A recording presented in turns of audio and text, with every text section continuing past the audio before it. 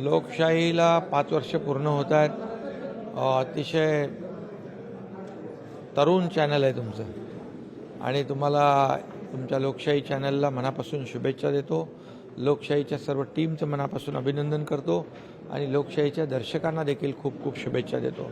लोकशाही नेहमीच फक्त बातम्या न देता, बातम्यांपुरतं मर्यादित न राहता एक समाजाभिमुख कार्यक्रमांचं देखील आयोजन करतं आणि म्हणून लोकशाहीने आज ग्लोबल महाराष्ट्र हा एक कार्यक्रम आयोजित केला. यामध्ये अनेक जे विविध क्षेत्रामध्ये पर्यावरण, पर्यटन, कृषी, उद्योग, शिक्षण या क्षेत्रामधल्या विविध क्षेत्रातल्या चांगल्या लोकांना जे पडद्याच्या मागे राहून काम करतात त्यांना जनतेसमोर, जगासमोर आणण्याचं काम तुम्ही अशा कार्यक्रमामधून करता, त्यांना पुरस्कार देऊन.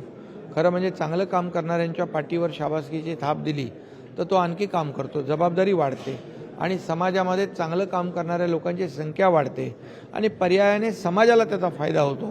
त्यामुळे लोकशाहीचा हा जो कार्यक्रम आहे त्याला मी मनापासून खूप खूप शुभेच्छा देतो.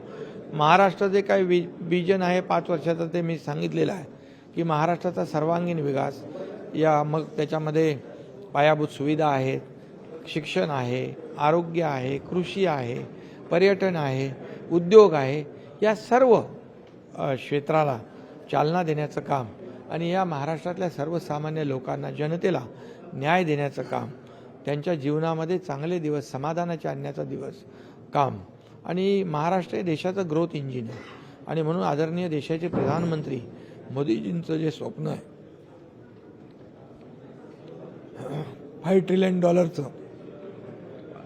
त्याच्यामध्ये आमचं महाराष्ट्राचं जे कॉन्ट्रिब्युशन आहे $1 ट्रिलियन, ते नक्की आम्ही त्याच्यामध्ये वाढ करून या महाराष्ट्रातलं जे पोटेन्शियल आहे, जे नक्की देशामध्ये जसं महाराष्ट्राला ग्रोथ इंजिन म्हटलं जातं, आदरणीय मोदीजी म्हणाले की मुंबईला आपण फिनटेक हब करू. मुंबई देशाची आर्थिक राजधानी आहे आणि त्यामुळे या महाराष्ट्राचा सर्वांगीण विकास हाच आमचा ध्यास आहे.